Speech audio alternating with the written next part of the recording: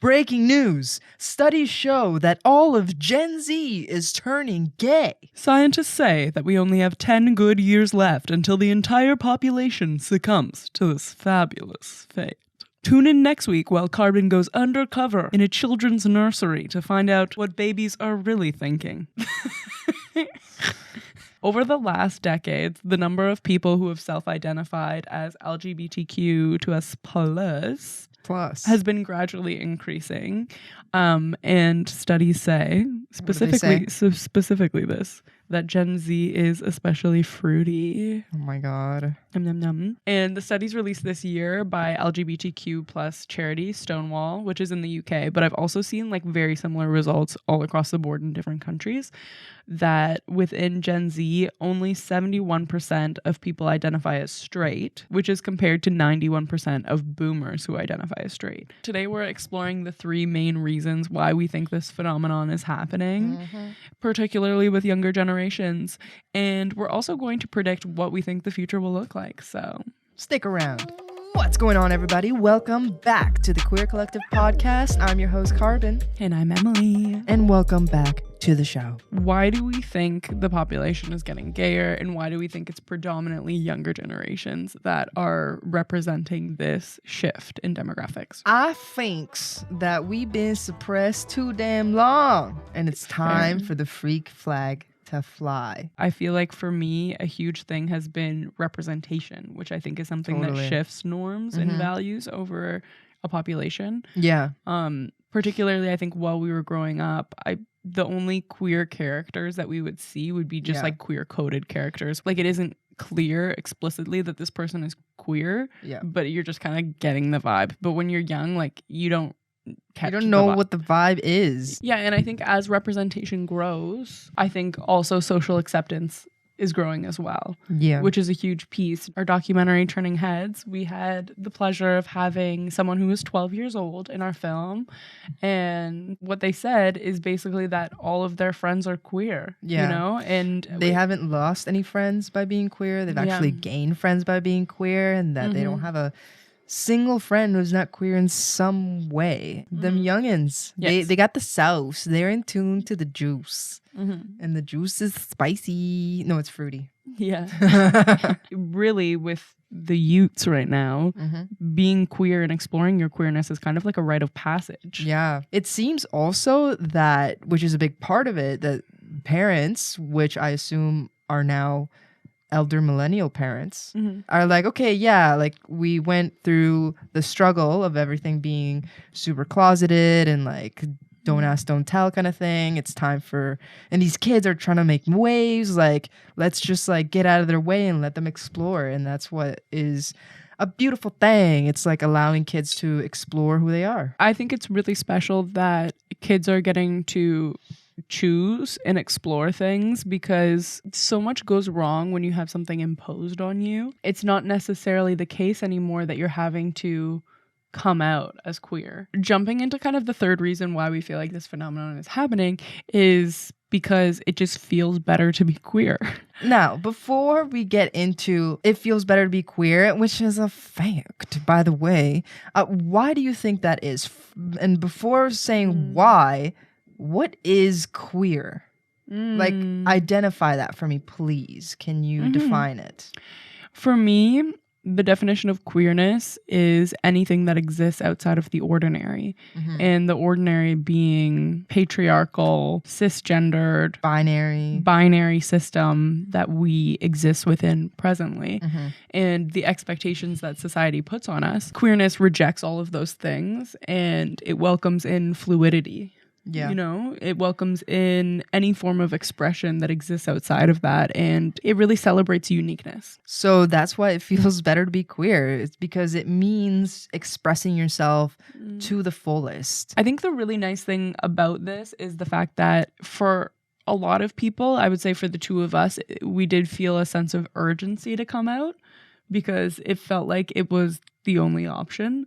But for a lot of other people, existing within the societal norms of like heterosexuality and being cisgender can feel okay for you. It can feel comfortable. But once you get the opportunity to explore things outside of that, you realize how freeing it can feel and how nice it is. And that's when you start to explore that. And I think it's really dope that kids these days are just getting to do that. Because then, honest to God, I feel like 90% of people would self-identify as queer. I believe that to some extent, either everybody or almost everybody is a little bit queer in some way. 100%. I think it just needs to be activated with with yeast. Oh God.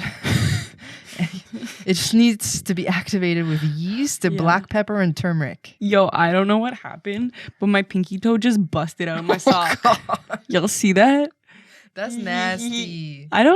There wasn't a hole in it before, but I think this conversation topic just busted it out. Or maybe your pinky toe is like a sword. Bussin'. Back to the topic of the straights. We personally hang out with a lot of different types of people. Yeah. We hang out with people that really, really identify with queerness. We hang out with trans people, POC people, people that would really identify as straight. But what I've noticed with everybody that we hang out with, regardless of how they identify, there is like that souse in them, that yeast activation of queerness. Yeah, like I think it's like baseline there. Like I'm not gonna hang out with someone who's gonna have a gender reveal party. Oh, not those kinds. Oh no. Someone on Facebook that I went to high school with made a Facebook post. Honestly, going on Facebook is so dangerous these days.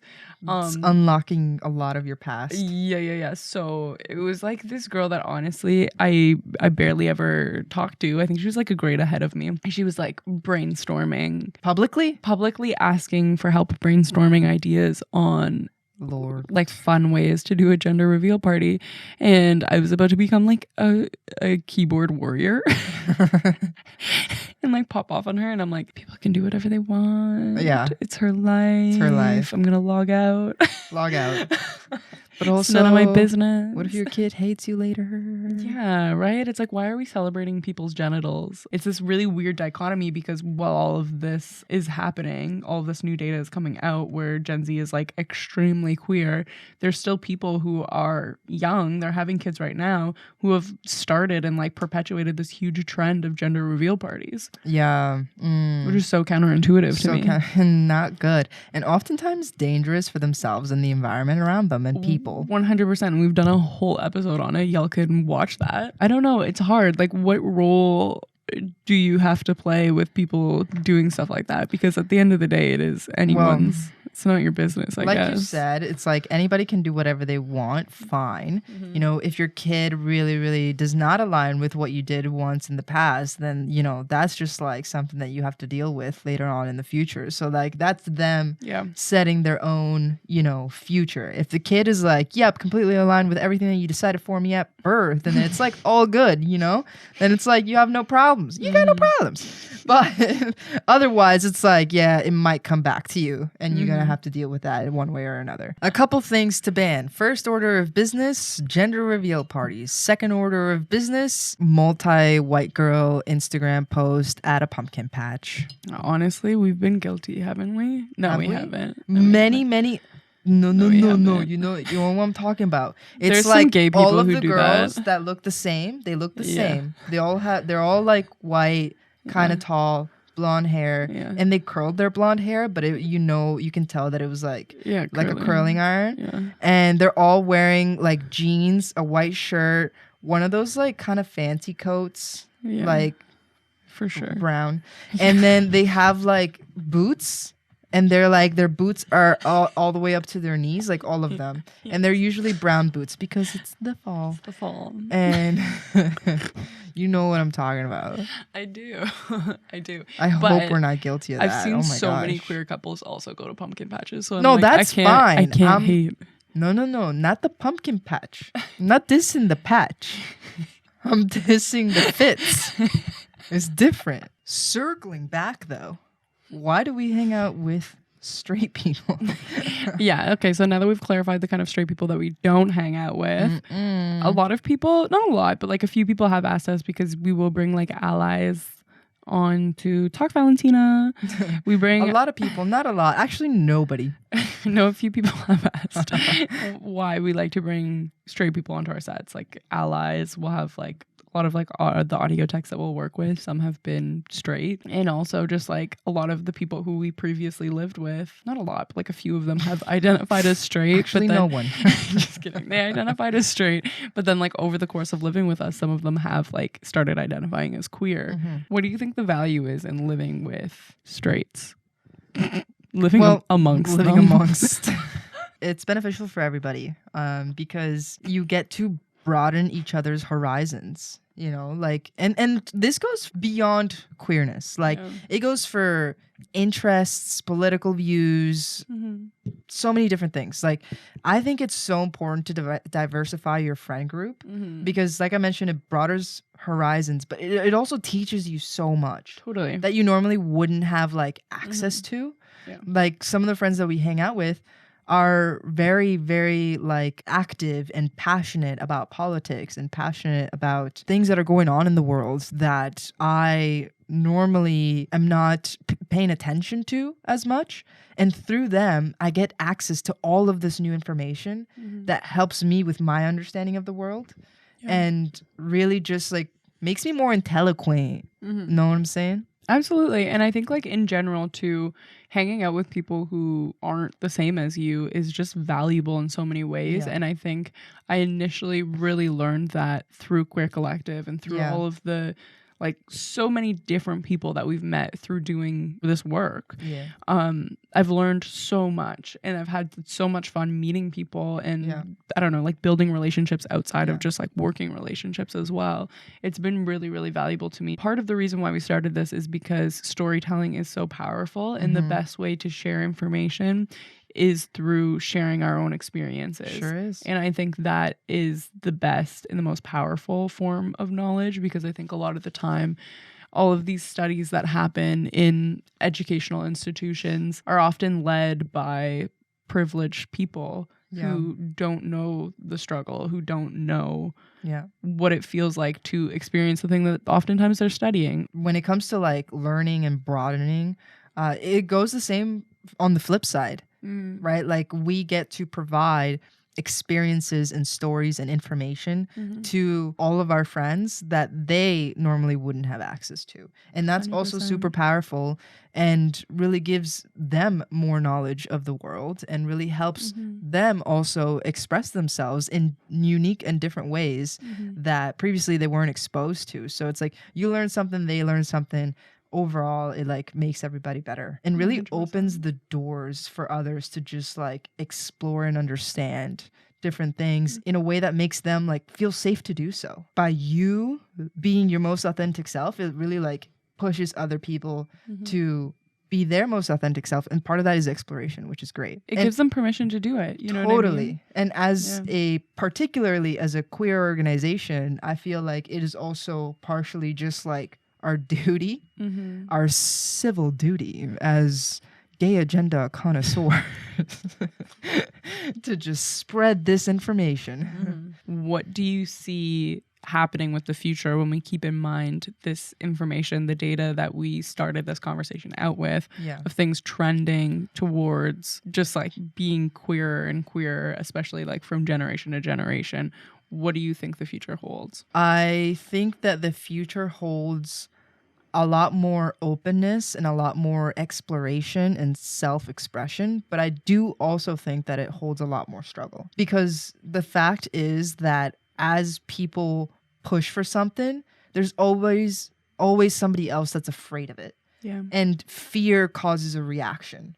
And that reaction is most of the time, when it comes to any situation, going to be aggressive. It's interesting to me because the second that you give someone the power of knowledge and the power that something exists outside of this horrible structure that you've created, they want to leave it, you know, because they know there's something better out there. So it's like trying to put blinders on people. There's also like, there's a lot of like bliss and ignorance. There's also just like fear of unknown and there's fear of leaving what's comfortable.